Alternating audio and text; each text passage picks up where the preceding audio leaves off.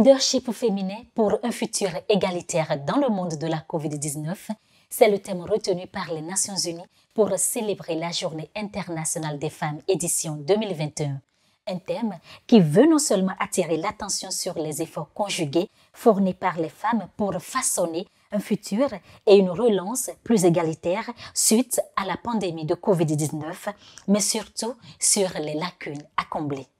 La célébration de la journée du 8 mars est un moment d'introspection pour des actions en faveur de la promotion de la femme, sa pleine autonomisation et sa participation décomplexée à la gestion de la cité. Malgré les réformes institutionnelles menées dans les pays en développement, les femmes occupent toujours une place très peu enviable au niveau des instances de décision et dans la vie politique et même économique. Une marginalisation qui met à mal l'atteinte des ODD, en particulier l'ODD 5 intitulé « Égalité entre les sexes ». Cependant, sur le terrain, des organisations nationales et internationales ne baissent pas les bras. Le programme des Nations Unies pour le développement, par exemple, œuvre efficacement pour la promotion du genre, surtout en cette période de crise sanitaire où les femmes sont aussi exposées que vulnérables. Pour rendre hommage à toutes ces braves et vaillantes femmes qui se battent aux quatre coins de la planète pour leur suivi et celle de leurs enfants, le représentant résident du PNUD, Bénin, que nous remercions, a accepté de nous accueillir dans ses locaux pour réaliser cette émission. Avec M. Aoulé Mohamed Abchir, nous ferons le point des progrès réalisés dans la marche des ODD. Bonjour, Monsieur le représentant résident. Bonjour, Madame. Je vous remercie d'être venu et je vous remercie également pour l'intérêt que vous portez au PNUD et aux ODD. C'est un plaisir partagé. La promotion de l'égalité des sexes et de l'autonomisation des femmes est un pan non négligeable de vos activités qui visent à aider les pays, notamment africains, à éliminer la pauvreté et à réduire les inégalités et l'exclusion. Quelles sont les vraies motivations du PNUD? J'en citerai trois. La première, c'est que c'est d'abord et avant tout un droit humain.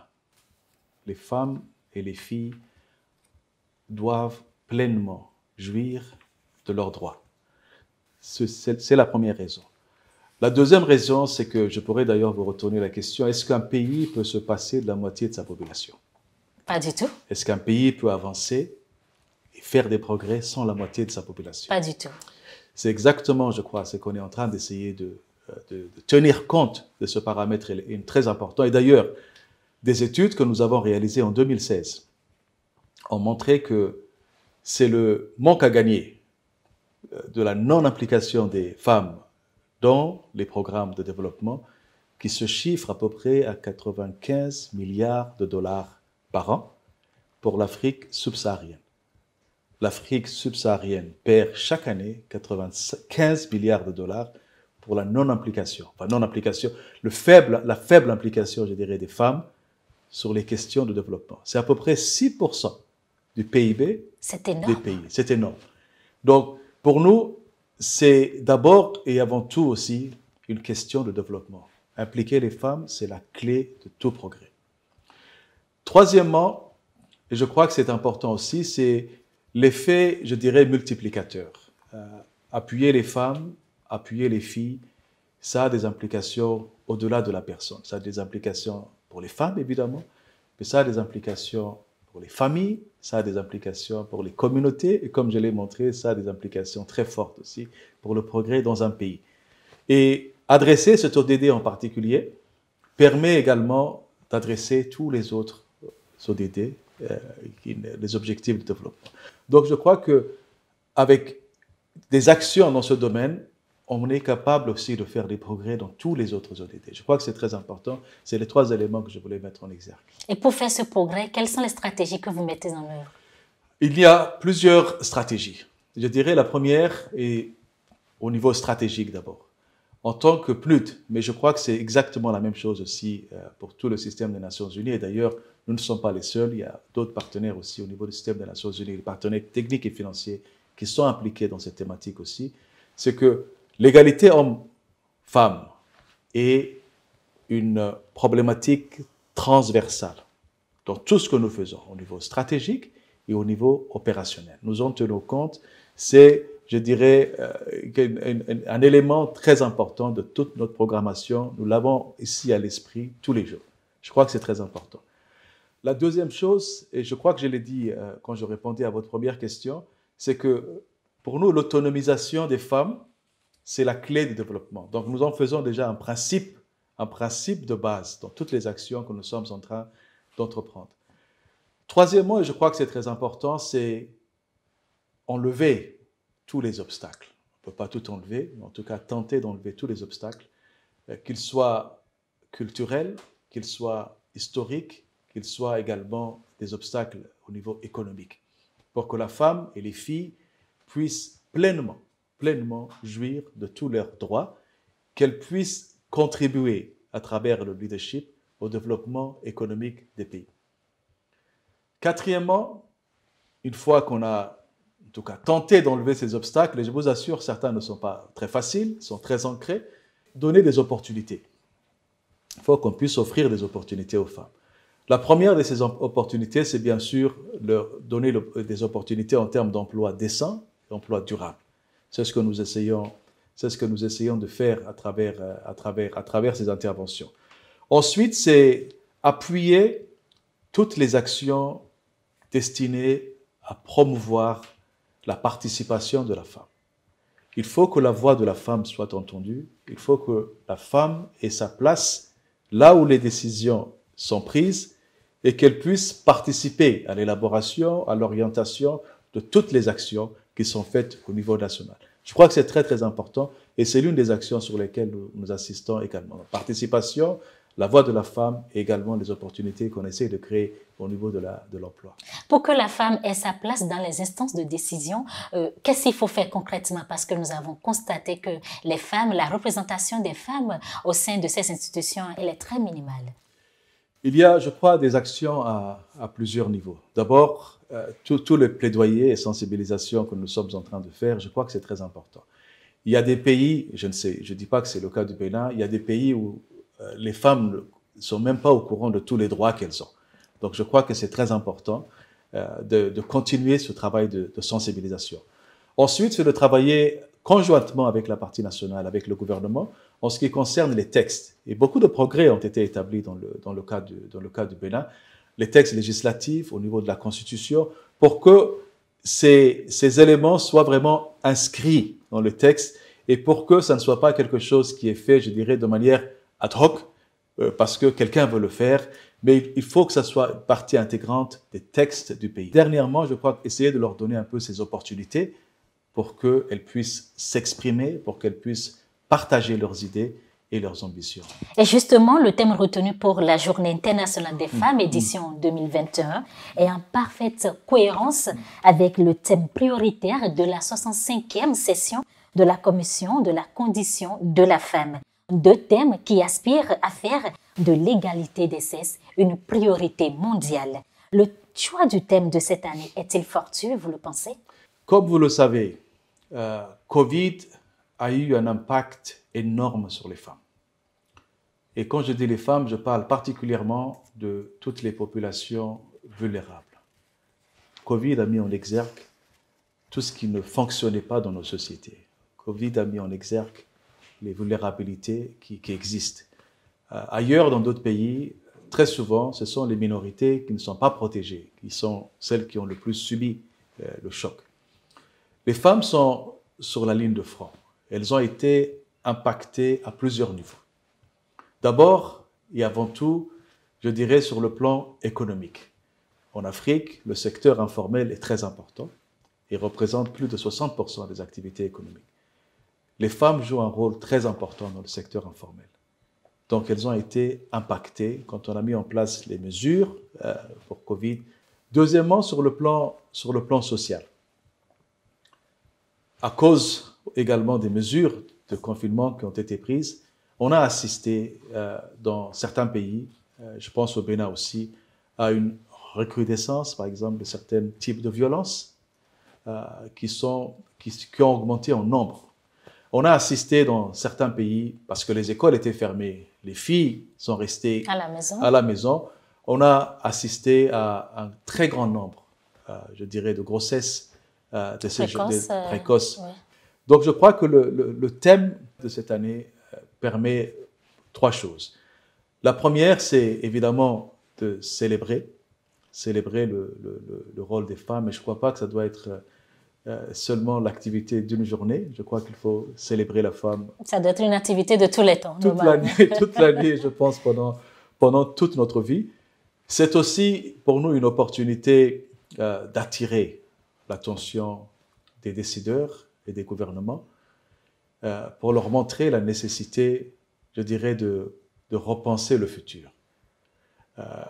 On ne peut plus, et surtout particulièrement avec les leçons que nous avons tirées de Covid maintenant, penser de la même manière qu'on pensait avant. On ne peut plus continuer de ne pas engager les femmes et les filles dans les programmes de développement. Donc, repenser le futur, ça veut dire aussi repenser la manière dont nous allons adresser les questions de relèvement post-Covid, n'est-ce pas? Donc, les femmes doivent donc jouer un rôle très important pour que ce relèvement soit un relèvement qui est égalitaire et un relèvement qui doit être durable. Je crois que c'est très important. Donc, c'est autour de ça que nous allons mettre l'accent. Donc, vous voyez très bien que le thème n'est pas fortuit du tout. Le thème, il est bien précisé. Alors, Monsieur Mohamed Abchir, de manière concrète, qu'est-ce que le PNUD fait pour éliminer la discrimination socio-spécifique qui constitue l'un des obstacles que tant de femmes doivent franchir pour mener la vie productive et épanouissante qu'elles méritent? Le PNUD, comme d'autres institutions internationales, nous continuerons de faire le plaidoyer, nous continuerons de donner des conseils, nous continuerons de partager des bonnes pratiques. Ce qui s'est fait ici, mais ce qui s'est fait aussi ailleurs dans d'autres pays. Je crois que c'est notre rôle. Nous continuerons d'appuyer, comme je l'ai dit, l'autonomisation des femmes à travers notre programme pays qui couvre la période 2019-2023. Nous avons deux axes d'intervention. Le premier, c'est autour de la croissance inclusive et durable. Et nous avons également le deuxième axe qui est autour de la gouvernance et de l'état de droit et de la bonne gouvernance et la promotion de la démocratie. Donc, en ce qui concerne le premier axe, qui est celui de la croissance inclusive, je crois que j'ai mentionné déjà un certain nombre d'activités que nous faisons autour de l'emploi, autour, par exemple, de l'entrepreneuriat. Nous sommes en train de collaborer avec certaines institutions ici au niveau national pour qu'il y ait de plus en plus de femmes entrepreneurs. Il faut aussi leur donner le courage des fois d'aller prendre il faut les inciter. Il faut les inciter, leur dire n'ayez pas peur, vous avez votre place dans ce domaine-là. Donc nous faisons beaucoup d'activités dans ce domaine, également au niveau communautaire. Au niveau communautaire, j'étais récemment à Bonou, j'étais à Branco, où j'ai vraiment vu les femmes maraîchères, j'ai vu celles qui étaient aussi impactées par, pas seulement Covid, mais également par la fermeture de la frontière avec le Nigeria. Et nous avons essayé de leur donner vraiment des appuis en termes d'activités génératrices de revenus pour qu'elles absorbent, je dirais, davantage le choc qui a été créé par Covid. Dans le deuxième axe, évidemment, tout ce qui est accès à la justice, tout ce qui est lié aux violences faites aux femmes. Mais ça, c'est pas seulement pour nous en tant que PNUD, mais également pour la partie nationale, c'est l'intégration de la thématique, comme je dis, l'égalité homme-femme dans tous les programmes, dans tous les secteurs. Donc cela signifie aussi qu'il faut renforcer les capacités. Donc nous le faisons ici au sein du PNUD, au sein du système des Nations Unies aussi, mais nous faisons aussi des exercices de renforcement des capacités de la partie nationale. Pour leur donner tous les outils dont ils ont besoin, toutes les pratiques qui se font ailleurs, pour que ces thématiques soient intégrées dans les différents secteurs. Récemment, nous avons appuyé 2700 personnes handicapées et parmi les 2700 personnes handicapées, il y avait aux alentours de 800-850 femmes que nous avons appuyées de manière directe. J'ai aussi parlé de l'atténuation des violences faites aux femmes. Je peux également vous parler d'un élément très important. D'ailleurs, le PNUD au Bénin avait été récompensé cette année par un prix pour tous les efforts que on a un peu la médaille de bronze, la médaille d'argent et la médaille d'or. Nous avons eu la médaille d'argent, c'est ce qu'on appelle le Gender Equality Seal, qui félicite le PNUD de Bénin pour son engagement sur les questions d'égalité hommes-femmes, pour même à l'intérieur du bureau en termes de recrutement, ce que nous faisons, et toutes les actions que nous menons sur le terrain. Donc quand j'ai dit PNUD Bénin, ce n'est pas seulement le PNUD Bénin, je crois que c'est tout le Bénin. Le système des Nations Unies. Et le système des Nations Unies, je pense qu'il doit être fier de ça. C'est un outil que nous mettons aussi à disposition des gouvernements ou d'autres partenaires, même dans le secteur privé. C'est un outil qui a été utilisé sur plusieurs continents et qui permet de récompenser donc toutes les organisations, toutes les compagnies qui œuvrent sur les questions d'égalité. Donc j'ai voulu également mentionner ce point-là. Alors, quand vous êtes sur le terrain, quand vous êtes proche des femmes, quand vous êtes au niveau des communautés à la base, est-ce que vous sentez une motivation, vous sentez un engouement de la part des femmes pour s'impliquer dans vos différentes activités? C'est impressionnant. Vraiment, ce que j'ai vu est impressionnant. Je vous ai dit que je ne connais pas encore tout le pays, mais j'ai eu le temps d'aller dans certaines zones, aller visiter certains de nos projets. Je donnerai 2 exemples. C'est le projet de commune du millénaire à Bonou et tout le travail qu'on est en train de faire avec les femmes maraîchères à Vrankou. Malgré, comme je l'ai dit, les restrictions liées à Covid, malgré l'impact que la fermeture de la frontière avec le Nigeria a eu sur leurs activités, je n'ai jamais vu autant de motivation, autant d'énergie. Elles étaient là, se réveillaient tous les matins pour aller au champ. J'en suis presque émotionnel parce que c'est l'énergie que j'ai vue, l'énergie que vraiment elles dégagent, ça nous a donné envie de ne pas les laisser tomber. On est allé, on a apporté des appuis en termes d'intrants, on a essayé d'apporter des appuis. Et on est d'ailleurs en train d'essayer de trouver des solutions pour qu'elles augmentent la production encore davantage et pour leur trouver des marchés, même au niveau local. Avec certaines institutions ici. On est en dialogue d'ailleurs avec le Programme alimentaire mondial, avec lequel on a signé un partenariat récemment pour qu'ils puissent acheter la production de ces femmes-là, et puis pour que ça fasse partie intégrante maintenant du programme des cantines scolaires aussi. Donc, c'est ce qu'elles produisent. Pour permettre à ces femmes d'avoir des revenus. Donc, une maman, c'est une maman. Je crois qu'elle n'est jamais découragée malgré les défis. Et c'est pour ça que je crois qu'on doit toujours être à leur côté pour continuer de les appuyer. Alors, dans vos réponses précédentes, vous avez parlé tantôt de la violence faite aux femmes, vous avez parlé des grossesses précoces, vous avez abordé la paix, la justice. Est-ce que vous pensez que l'ODD 16 et les cibles prioritaires retenues par le Bénin sont en bonne voie d'exécution? Merci beaucoup. Donc, je dirais d'abord peut-être dire un mot sur l'ODD 5. Celui, c'est l'égalité et les progrès que le pays a réalisés. Je crois il faut d'abord préciser que le Bénin s'est engagé sur 2 cibles, sur 5. La première étant l'élimination un peu de tout ce qui est lié aux discriminations, et la deuxième, c'est beaucoup plus sur la question du rôle que la femme doit jouer dans les postes de direction, par exemple. Des progrès ont été accomplis. Je dirais il y a des textes qui ont été juridiques, ont été élaborés, y compris dans la Constitution. Des défis, évidemment, sont toujours là. Et on a, je crois, encore beaucoup de travail à faire ensemble. Je dis ensemble parce que ce n'est pas seulement le gouvernement. La communauté internationale est là aussi pour appuyer ce domaine-là. Je ne vais pas aller dans le détail, mais j'ai vu que, par exemple, au niveau ministériel, il y a énormément de progrès qui ont été faits pour avoir de plus en plus de femmes à des postes ministériels. Des études ont fait ressortir aussi qu'il y a des domaines où des progrès devraient être faits davantage. Je dirais, par exemple, au niveau des maires, au niveau des conseillers locaux, au niveau du Parlement. Mais comme je l'ai dit, il faut aussi reconnaître ce qui a été fait, reconnaître et apprécier aussi l'engagement des autorités sur ces questions-là. Vous avez parlé de la paix et je ferai référence à une étude que nous avons réalisée récemment qui montre que, et ça c'est dans le cadre des accords de paix, le cadre des accords de paix, ou dans le cadre, je dirais, de la gestion des conflits de manière générale, que quand les femmes sont impliquées, et ça c'est pas moi qui dis, c'est les résultats des études qui ont été menées, quand les femmes sont impliquées, ça donne beaucoup plus de chances à un accord de paix en termes de pérennité.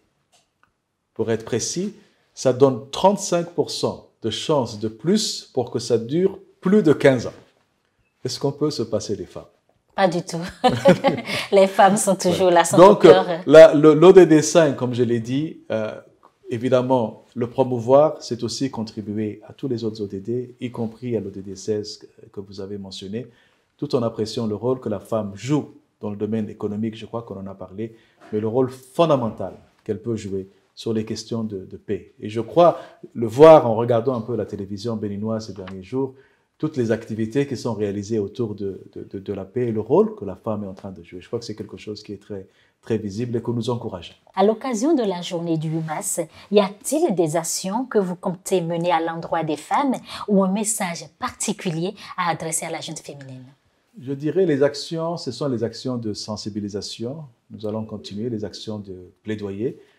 Je vous remercie d'ailleurs d'être venu ici et de nous donner cette opportunité de nous adresser, je suis sûr et certain, à une large audience. C'est toutes les activités que nous faisons autour des rapports et études qui montrent vraiment l'impact. J'ai montré l'impact de la non-implication sur les questions économiques. J'ai parlé de l'impact aussi que les femmes peuvent avoir sur les questions de paix. Donc, nous continuons un peu le plaidoyer autour de ça. Et nous allons continuer à travailler sur cette thématique, pas seulement la journée du 8, mais pendant tout le reste de l'année, avec vous, avec d'autres partenaires. Si j'ai un message à passer, je dirais peut-être 2 ou 3. Le premier, je crois qu'il faut être courageux pour essayer de supprimer toutes ces barrières qui sont des obstacles pour l'épanouissement de la femme. Je crois qu'on doit le faire. Et là, je parle en tant que fils, je parle en tant que père, je parle en tant qu'époux et je parle en tant que collègue. Je suis papa de fille, donc je souhaiterais vraiment un avenir brillant aussi, celui que ma mère m'a donné à mes filles aussi, pour qu'elles n'aient pas des obstacles qui les empêchent de s'exprimer pleinement. Je crois que c'est très important.